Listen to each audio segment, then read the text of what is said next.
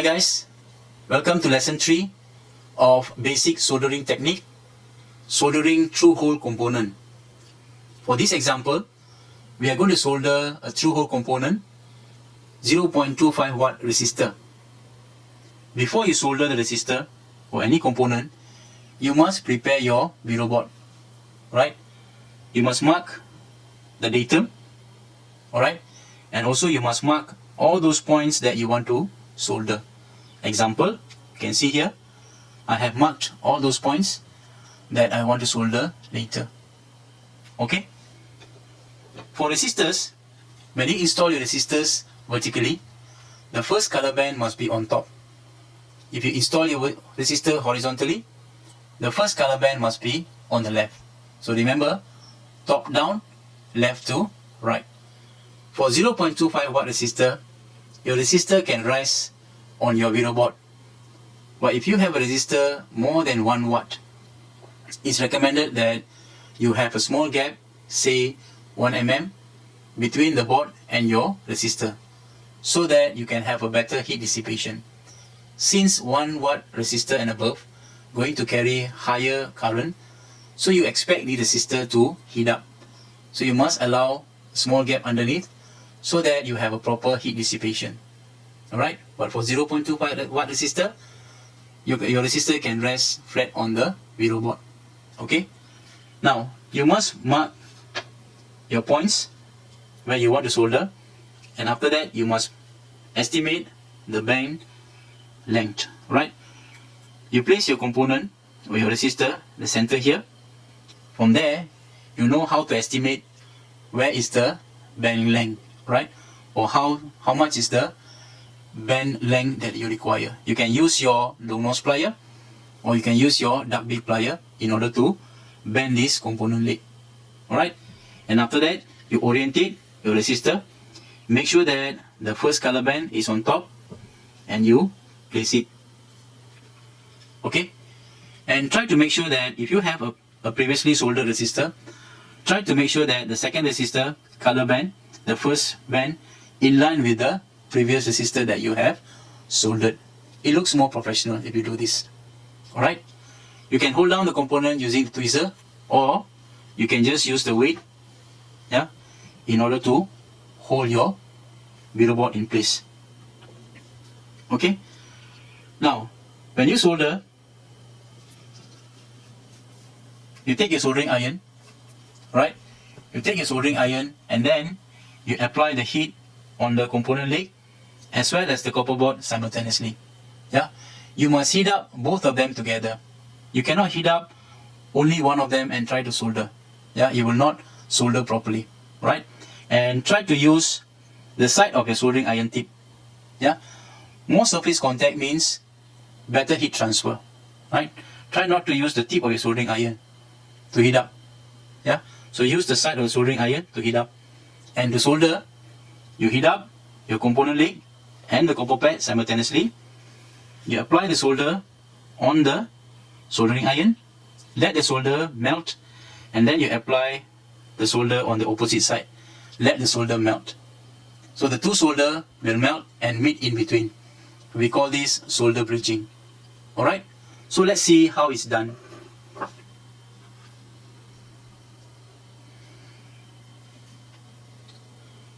You take a soldering iron, right? Soldering iron, wipe it on the brass wool until the tip is clean. Okay. You apply heat by touching the copper pad and the component leg simultaneously. Apply the solder on the soldering iron and apply the solder on opposite side. Let them melt and meet in between. Alright. So your soldering is done. Now for training purpose, I actually try to do as slow as possible. Right? Usually when you do soldering, good soldering takes around 2 to 3 seconds. Right? Very fast. Right? So if you need to solder longer than that, there's high chance your component will heat up, and then you cannot guarantee that your component will be functional. Alright? So let me do one more time. Clean your soldering iron with the brass wool.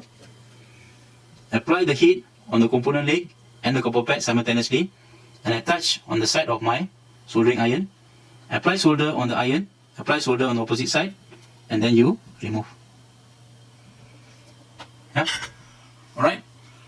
Now, your soldering iron, right, or rather your solder, you just need to give enough solder, right? Too much solder is not good. Too little solder also is not good, right? So you apply solder until it's just nice, and then you remove your soldering iron. Now remember, your solder will chase after the heat. If you apply too much of solder, when you withdraw your soldering iron, the solder will follow your soldering iron, and you'll end up with a solder spike, right? So all those solder spike is due to too much of solder. It can be corrected easily by using a solder wick and extracting the excess solder. Alright?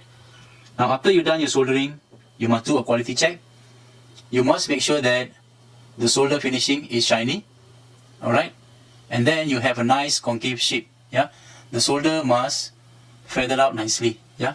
The solder must feather out nicely. Concave shape. Huh? Now after you're done, you must trim the component leg.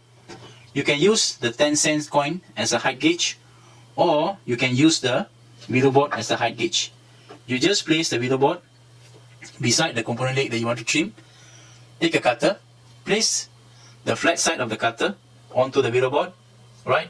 Use your index finger to hold down the component leg, preventing it from flying off, and then you trim. Okay? Remove the trim leg, right? Discard it. Then you proceed with the next one. Place it beside the component leg. Place the cutter onto the wheel board, and then you trim off the component leg. Right? Now if you do this, you notice that you'll end up with a even height component leg. Yeah? So it looks more presentable, it looks more professional. Alright? Now, for us, we do not recommend bending the component leg 45 degrees before you solder.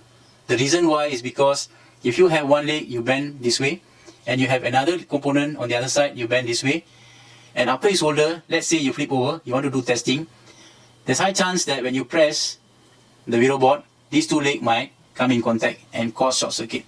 Alright? So try not to bend your component 45 degrees just because you want to hold the component while you're soldering. Yeah, if you plan properly, you no need to bend 45 degrees, or worst case, you can use the tweezer to hold your component when you solder. Right? So after you're done solder, make sure that your resistor is flat. Yeah, vertical in this case. If it's not vertical, you can still use your duckbill plier or your steel ruler in order to adjust them. Alright? And make sure that your first bend is on top. Yeah, top down, left, right. Alright guys, that's all I have for this lesson 3.